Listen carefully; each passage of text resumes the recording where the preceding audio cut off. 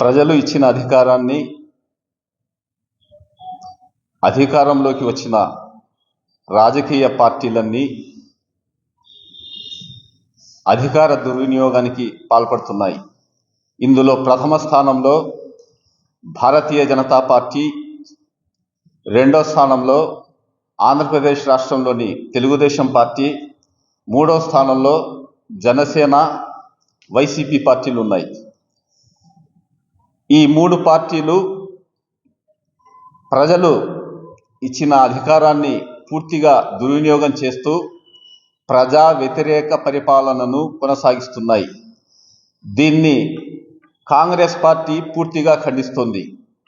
రాజ్యాంగబద్ధంగా ఎన్నికైన భారతీయ జనతా పార్టీ కేంద్రంలో కానీ, ఆ పార్టీ పాలిత రాష్ట్రాల్లో కానీ పూర్తిగా ఏకపక్షంగా మత కర్కశత్వంతో, మత విద్వేషంతో ప్రజలను హిందూ ముస్లింలు అంటూ మతాలు కులాలుగా వేర్వేరుగా విభజించి తద్వారా రాజకీయ అధికారాన్ని చేపట్టి ప్రజాస్వామ్యాన్ని ఖూనీ చేస్తోంది. ఇందులో భాగంగా రాజ్యాంగ విరుద్ధంగా నిన్న లోక్సభలో కేంద్రంలోని ఎన్డీఏ ప్రభుత్వం ప్రవేశపెట్టిన వక్ఫ్ సవరణ బిల్లును ఆమోదించడాన్ని కాంగ్రెస్ పార్టీ తీవ్రంగా ఖండిస్తోంది. గతంలో దేశంలో వక్ఫ్ ఆస్తుల పరిరక్షణకు చట్టం కాంగ్రెస్ పార్టీ అప్పటి ప్రభుత్వాలు ఏర్పాటు చేయగా, ఇప్పటి ఎన్డీఏ ప్రభుత్వం కేవలం దేశంలోని 14 లక్షల కోట్ల విలువైన వక్ఫ్ ఆస్తులను ఏ విధంగా దురాక్రమణ చేయాలి, ఏ విధంగా అన్యాక్రాంతం చేయాలి, వాటిని ఏ విధంగా కాజేయాలి అనే కేవలం ఒక దుష్ట పన్నాగంతో, ముస్లిం మైనార్టీల వ్యతిరేక ఎజెండాతో, కుట్రతో ఈ బిల్లును తీసుకొచ్చారు. గతంలో దీని మీద కాంగ్రెస్ పార్టీ అన్ని విపక్ష పార్టీలు వ్యతిరేకిస్తూ లోక్సభలో కాంగ్రెస్ పార్టీ అగ్రనేత, లోక్సభ ప్రతిపక్ష నేత రాహుల్ గాంధీ గారు తీవ్రంగా వ్యతిరేకించడంతో జాయింట్ పార్లమెంటరీ కమిటీని ఏర్పాటు చేశారు. అయితే దీనిపై తీవ్ర అభ్యంతరాలు వ్యక్తం కావడంతో ఎన్డీఏ ప్రభుత్వం జాయింట్ పార్లమెంటరీ కమిటీని ఏర్పాటు చేసింది. కానీ ఇది తూతూ మంత్రంగా విచారణ చేసిందే తప్ప రాజ్యాంగబద్ధంగా కానీ అందులో సభ్యులుగా ఉన్న రాజకీయ పార్టీల విపక్ష ఎంపీల అభ్యర్థనలు, సూచనలు, సిఫార్సులను పెడచెవిన పెట్టింది. వారు ఇచ్చిన డిసెంట్ నోట్ అంటే తాము వక్ఫ్ సవరణ బిల్లును పూర్తిగా వ్యతిరేకిస్తున్నాం, అసంతృప్తిని అసమ్మతిని తెలియజేస్తున్నాం అని చెప్పిన రాసిచ్చిన వ్యతిరేకతను కానీ అసమ్మతి పత్రాలను కానీ మరుగుపరిచి నిన్నటి లోక్సభ, రాజ్యసభలో జాయింట్ పార్లమెంటరీ కమిటీ వక్ఫ్ సవరణ బిల్లును ప్రవేశపెట్టడాన్ని కాంగ్రెస్ పార్టీ తీవ్రంగా ఖండిస్తోంది.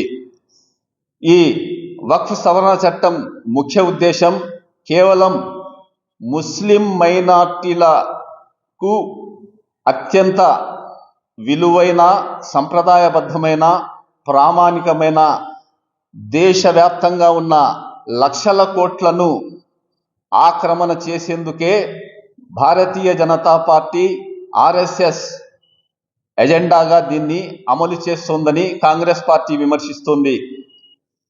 ప్రస్తుతం నిన్న పార్లమెంటులో అన్ని విపక్షాలు దీనిపై గళమెత్తి ఏకపక్షంగా ఈ బిల్లును ఆమోదిస్తున్నారు.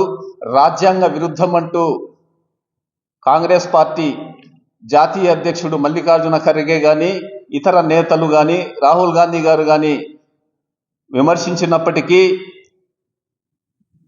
అధికారంలో ఉన్న కేంద్రంలోని ఎన్డీఏ ప్రభుత్వం దీన్ని మూజువాణి ఓటుతో ఆమోదించడాన్ని కాంగ్రెస్ పార్టీ ఖండిస్తోంది, తీవ్రంగా వ్యతిరేకిస్తోంది. అయితే ఆంధ్రప్రదేశ్ రాష్ట్రానికి వస్తే, ఆంధ్రప్రదేశ్ రాష్ట్రంలో అధికారంలో ఉన్న ఎన్డీఏ ప్రభుత్వం, కూటమి ప్రభుత్వంలోని ప్రధాన భాగస్వామి పార్టీలైన తెలుగుదేశం పార్టీ అధ్యక్షుడు ముఖ్యమంత్రి చంద్రబాబు నాయుడు, జనసేన పార్టీ అధ్యక్షుడు డిప్యూటీ సీఎం పవన్ కళ్యాణ్ ఇద్దరు కూడా ముస్లిం మైనార్టీల ద్రోహులుగా మిగిలారు. వక్ఫ్ సవరణ చట్టం తీసుకొచ్చిన బీజేపీ బిల్లుకు అనుకూలంగా ఓటు వేసి దానికి వంత పాడిన ఈ రెండు పార్టీలు, ఈ ఇద్దరు నాయకులు కూడా ఈ బిల్లును ఆమోదించడం, ఈ బిల్లు పాస్ కావడానికి ఓటు వేయడం, కారణభూతులు కావడాన్ని ముస్లిం మైనార్టీల సమాజం తీవ్రంగా ఖండిస్తోంది. చరిత్రలో తెలుగుదేశం పార్టీ అధ్యక్షుడు ముఖ్యమంత్రి చంద్రబాబు నాయుడు, జనసేన అధ్యక్షుడు deputy CM Pawan Kalyan minority ద్రోహులుగా మిగిలిపోయారు. Andhra Pradesh రాష్ట్రంలోనే కాదు, యావత్ దేశంలో కూడా వీళ్ళు ముస్లిం మైనార్టీల ద్రోహులుగా మిగిలారు. భారతీయ జనతా పార్టీ ముస్లిం మైనార్టీల ఆగర్భ శత్రువు అయినప్పటికీ తమ స్వార్థం కోసం, స్వలాభం కోసం, రాజకీయ ప్రయోజనం కోసం, కేవలం తమ అధికారాన్ని స్థిరం చేసుకోవడానికి, తమ కార్యకలాపాలు చెక్కబెట్టుకోవడానికి, వ్యక్తిగత స్వార్థానికి మాత్రమే బీజేపీతో అంటగాగుతున్న ఈ తెలుగుదేశం పార్టీ కానీ, జనసేన పార్టీలు కానీ ముస్లిం మైనార్టీలు ద్రోహులుగా మిగిలారు. ముస్లిం మైనార్టీలు ఎప్పటికీ తెలుగుదేశం పార్టీని కానీ, జనసేన పార్టీని కానీ, చంద్రబాబు నాయుడు, పవన్ కళ్యాణ్ కానీ క్షమించరు.